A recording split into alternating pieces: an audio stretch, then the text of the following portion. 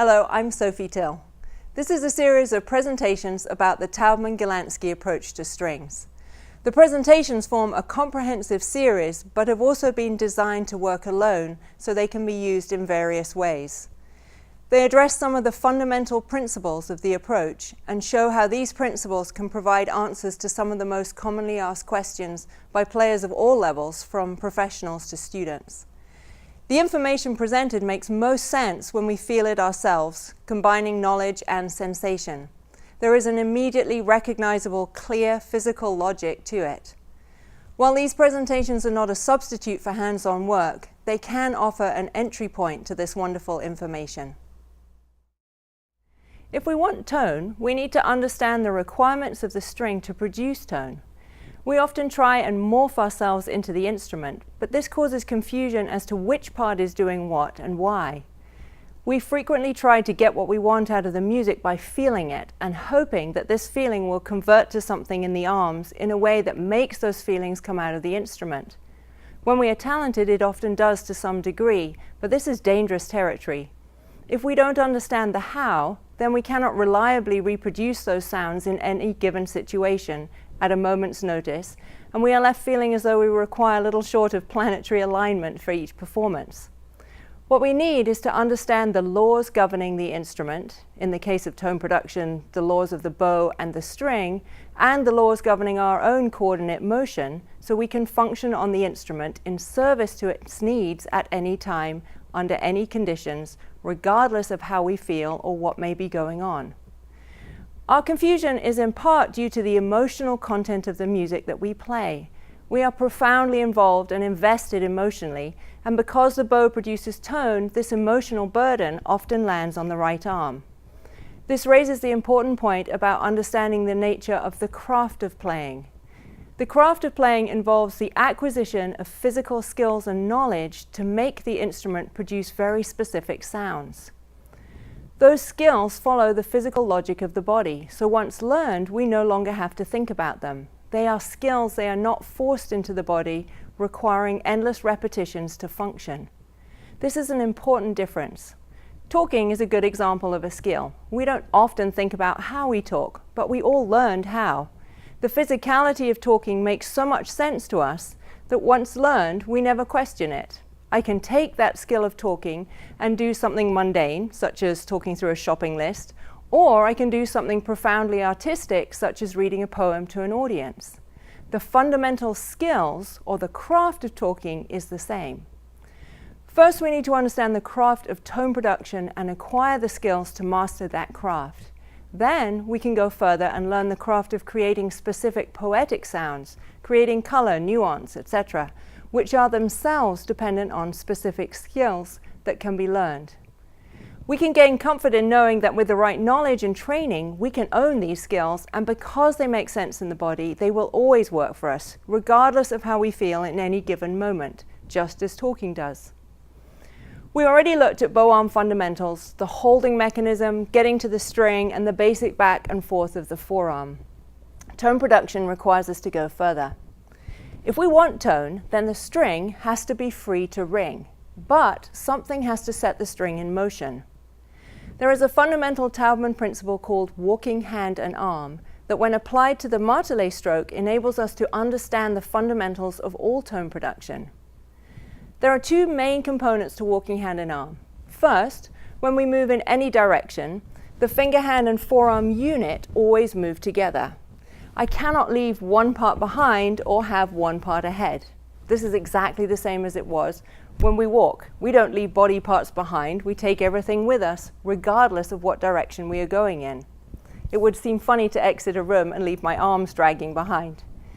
Secondly, when we move in a vertical direction, the fulcrums of the knuckles, wrist, and elbow have a resilience that enables them to respond to the vertical moment.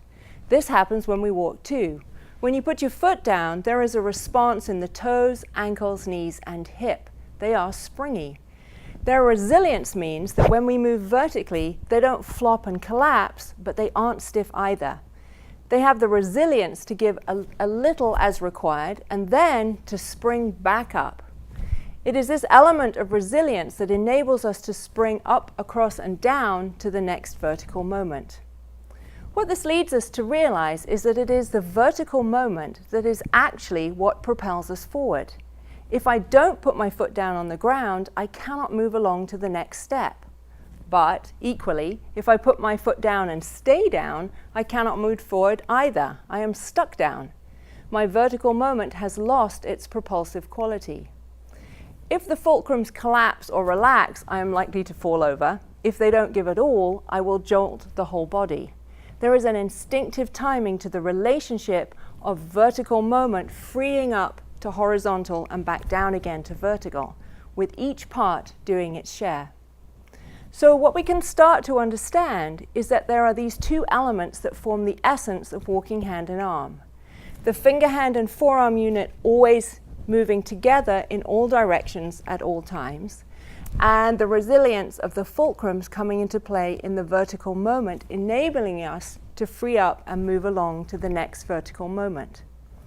This concept of the vertical moment freeing up or emptying out is essential to us understanding how to move along from one place to the next. When we looked at holding the violin, I mentioned 24-hour practice. The idea of taking these fundamental principles in the Taubman Golandsky work and observing how we use them in everyday activities. This enables us to become familiar with certain sensations and knowledge in contexts where we do things instinctively that makes it easier to identify them on the instrument. We can use 24-hour practice for the concept of walking hand in arm too. The vertical to the horizontal relationship is there in everything we do, not just in our arms. It is most obvious when we walk, but if you pay attention to all activities, you start to notice that our brains are wired up to always work this way. We have to think from vertical to vertical. The horizontal is a result. It is essential to our ease of movement that we understand this. We cannot compute movement from the horizontal. Sports that work this way too, tennis, golf, football. It is the contact with the ball that produces the trajectory that the ball makes until it reaches the next point of contact. Once that ball has been hit, it is sent freely on its way to the next point of contact or vertical moment. There's nothing more we can do to it after this moment. Of course, if the ball is disturbed en route, then that trajectory is broken. Dance works the same way. Every move is created from the floor and comes back to the floor. What we see as observers is the ball or the dancer moving in the air. But in every case, what we see is created from the vertical moment, the point of contact. Just as we looked at in the bow fundamentals, the way things look externally and what is going on underneath that creates that result are very different. The examples of this vertical to horizontal relationship are around us all the time. For many of us, our thinking in the bow arm has been on the horizontal. We think of the bow as this horizontal object which we are moving horizontally, but we are not designed to compute how to move this way. The thinking is backwards and things become tight and insecure as a result. This is a major cause of instability in the bow arm and leaves us with the experience of the bow arm being up rather than settled on the string. Understanding this relationship between vertical and horizontal in walking hand in arm is the fundamental concept for the bow arm and the Martelé stroke. The vertical moment for the bow is when it is not moving horizontally, but is profoundly connected to the surface of the string. Just as in walking, the arm frees up and empties out, enabling us to be propelled along to the next vertical moment, and we get a bow stroke. This has some major implications. The experience of the bow moving along the string, therefore, is the arm completely empty. When we watch someone playing a string instrument, we see the bow going back and forth, so we think this is the action, but it is the result. Everything that was needed happened in the vertical moment.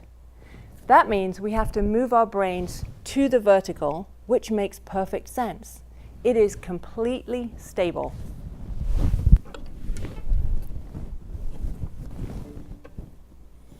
That sense of being up, floating, tight, heavy, weak areas in the bow, and general instability is gone. The vertical moment is right there. I am down and connected to the instrument and string. My brain is wired from vertical to vertical, not from horizontal to horizontal. So playing isn't this. It really is here to here or wherever I am going. That is a huge relief because it means that we can be at peace with the bow arm and the string. However stressful a situation may be, the vertical moment is not going anywhere unless someone removes the instrument. It is completely stable. So how do we get that vertical moment to happen, the moment of playing down? If you put your right hand on your left arm and you give it a gentle nudge, this is the forearm nudging. Notice that although you can feel the resilience in the fingers, they do of course respond. They are not doing the work. They fundamentally remain the same. You can nudge a lot or a little, simply by thinking more or less. What we are varying is how much energy or let go travels through the forearm. We can instinctively adjust how much let go there is in the forearm just by thinking more or less. The more let go, the more energy is present in the nudge. The less energy there is. So the forearm has the same capacity to nudge the string. This is what we call the down.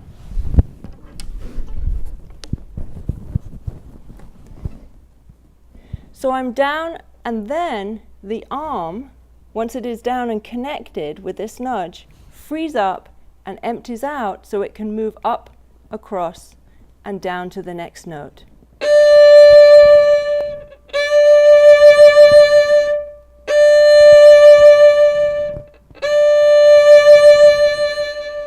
This leaves the string free to vibrate and my arm at ease and totally free. If I don't free up, I cannot move along and will have to drag the bow over the string, and the tone will reflect that. You can actually feel the vertical moment to freeing up if you hold on to someone's forearm while they do it. It is very surprising. It really is not what it looks like at all. So if we now take these same principles and we expand them to how we play all the notes, playing tennis becomes a useful analogy. The start of the note is the ball meeting the racket. For us, the bow meeting the string. There is the moment of contact, the down, the vertical. This sends the ball or the sound through the air on a very specific trajectory.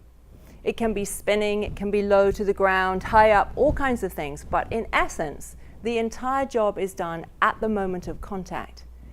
The sounds we can send are as creative and variable as we can imagine, like the different ways a ball can travel through the air. Our ears are trained to follow the trajectory of the sound, and we can learn to aim the sound in complex ways. But the fundamental principle remains the same. You can sort of imagine two tennis players. There's an up bow and a down bow player, and they are sending the sound from one to the other.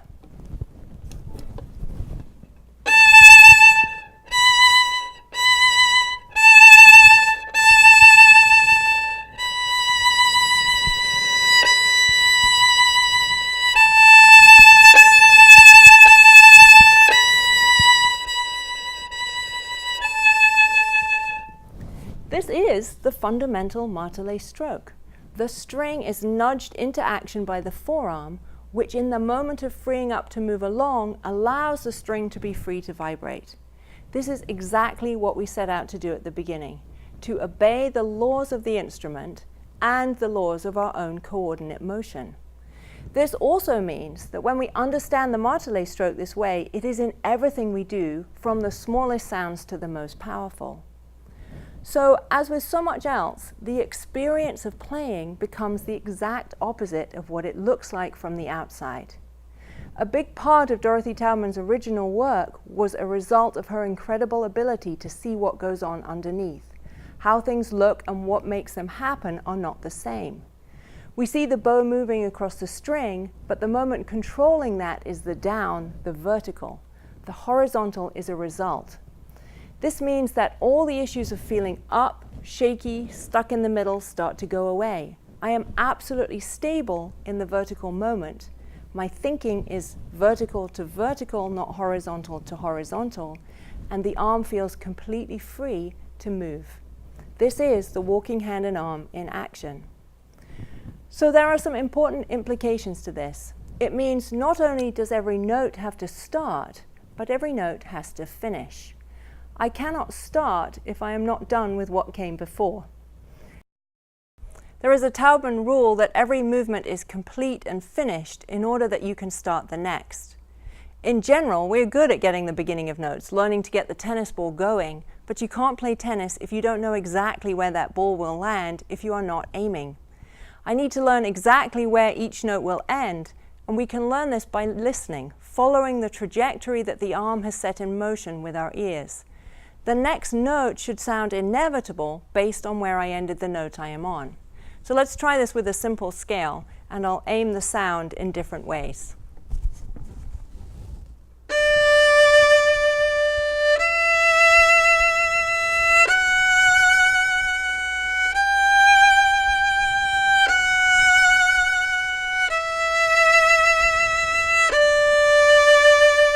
If we change the aim,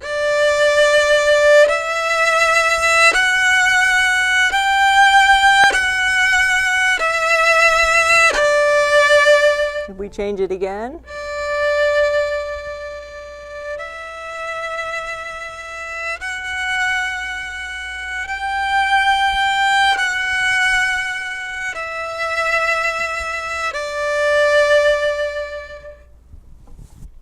the rhythm and the pitches tell me exactly when and where to send the bow arm. If we aren't clear about where and when, we cannot move because movements are incomplete, thereby polluting the next movement. We always need the starting and ending point so we can move from vertical to vertical. So let's take this Martelé concept and apply it to dynamics. If you use your leg, you can let your arm go up and down on your thigh. You notice that the surface of the leg feels springy. If I ask you to make a big red mark, you can. And if I ask you to do it very gently, you can. No one took lessons to do this. We do it instinctively. These are exactly the same elements at work that enable us to control dynamics. When you want the big red mark, the arm understands straight away how to allow more let go and release more power. It is really important to note that you did not change the fundamental movement. The hand did not tighten and press, the fingers didn't grip, the arm and the hand still feel essentially the same, they are free, there's just more let go. You can try doing it with your hand as the engine and the thinking in the wrong place, and what you immediately notice is that the arm and the hand become tight, and the leg no longer has that springy feeling to it. The surface that felt so buoyant becomes hard and unresponsive. It is important to notice also that when you wanted more, you did not try to use your arm and hand below the surface of the leg. You released more energy to the surface of the leg. If you try and go below that surface, the hand and arm also jam up and tighten. In other words, the more that you released was to the surface you were engaged with and not beyond. It is crucial that we recognize that the more or less we are using is always in relation to the surface we are engaged with. We cannot go below that surface just because we want more, and we cannot float above that surface just because we want less. When we rub our arm, we are doing the same thing. It is just more subtle. If I wanted to warm up my arm, I would add more let go. You can still feel that nudge to get started and the freeing up of the arm to move along. You can also feel the increased amount of let go that enables you to generate more energy. Equally, if I wanted to be very gentle on my arm and rub it as lightly as possible, I don't float over the surface. I engage exactly the same way, but with a very tiny amount of let go. You can still feel all the same ingredients at play. If you try to do this by floating, you will immediately feel the right arm tighten because it is no longer down. You are actually having to hold your own arm up, and this is exhausting. What is useful about experiencing this in these other places is that it enables us to really locate what we are doing without all the baggage associated with the instrument and playing.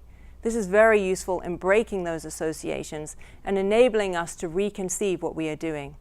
Let's take all this back to the violin. The string is springy. It has tension in it. So I can send the bow back up, just like our leg was able to send the hand and the arm back up. If I just put the bow on the string, it has a certain amount of verticality already. my forearm assesses how much it needs just to keep the bow there. So this is our basic bow stroke.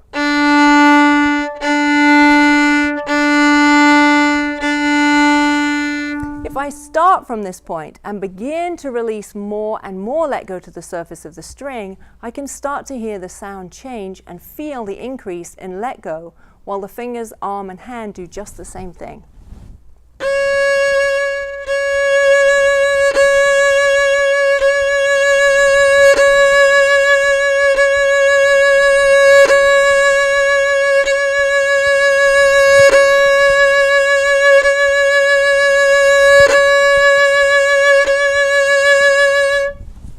The arm, hand or fingers do not have to press. The wrist doesn't have to have an isolated task. I am simply using more let go. It is important to note that this can only work when the basic finger, hand and forearm alignment are present, as we looked at in the bow hole presentation. Otherwise, this will not work. If I want to do the same thing but gradually make it softer and softer, I can start to feel how I am just using less let go, but always remaining down on the string, with the arm still freeing up from note to note.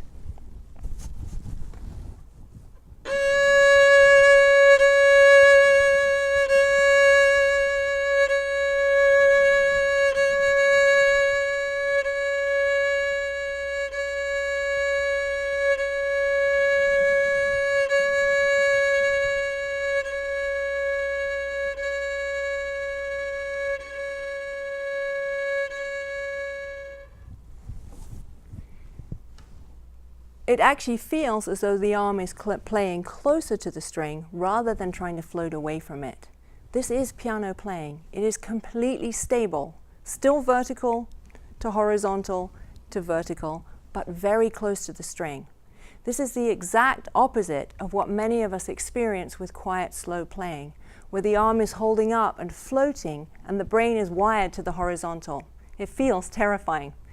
When we are thinking from the vertical moments, we know we are stable, even if things are very delicate. The string isn't going anywhere. I'm always present on the string. So let's take a look at some short examples. At the beginning of Bartók's first Rhapsody, I can immediately use a tremendous amount of let go for the vibrant, energetic opening.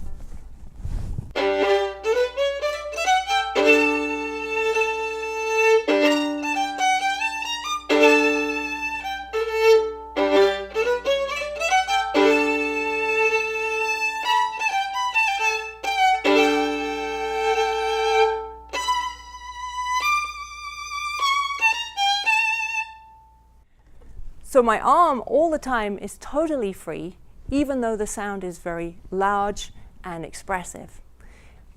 At the other end of the spectrum, in the Brahms A major sonata, I can use the Martelé principle to create the singing gentle tone high on the E string.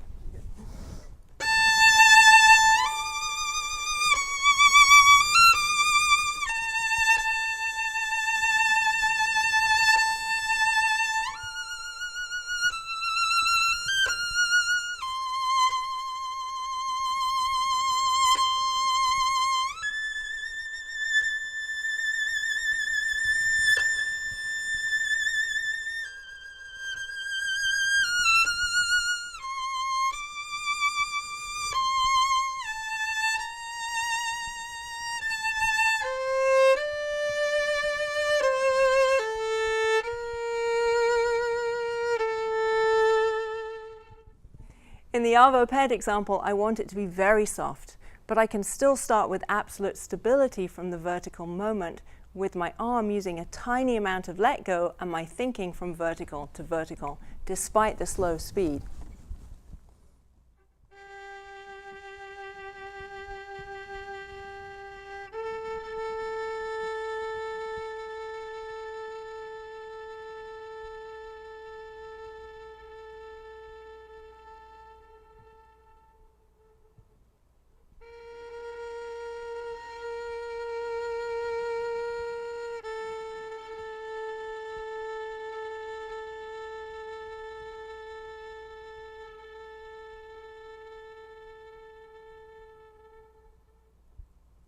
I could reverse the bowing and get the same effect.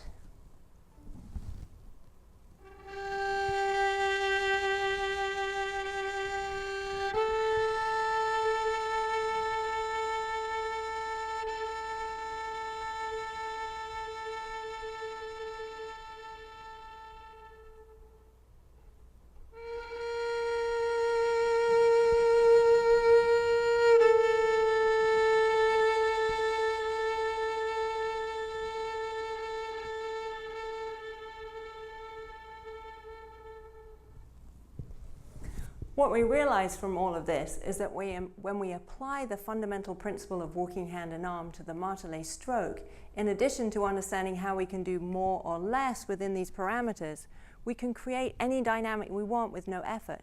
The arm is always free regardless of the dynamic demands. In addition, because this adheres to the requirements of the string, bow, and violin, the sound is very free. It sounds like a violin string. There are other techniques that we can add that enable us to create color, nuance, and spin the sound out in a seamless way, and more, but these come after this essential principle is in place.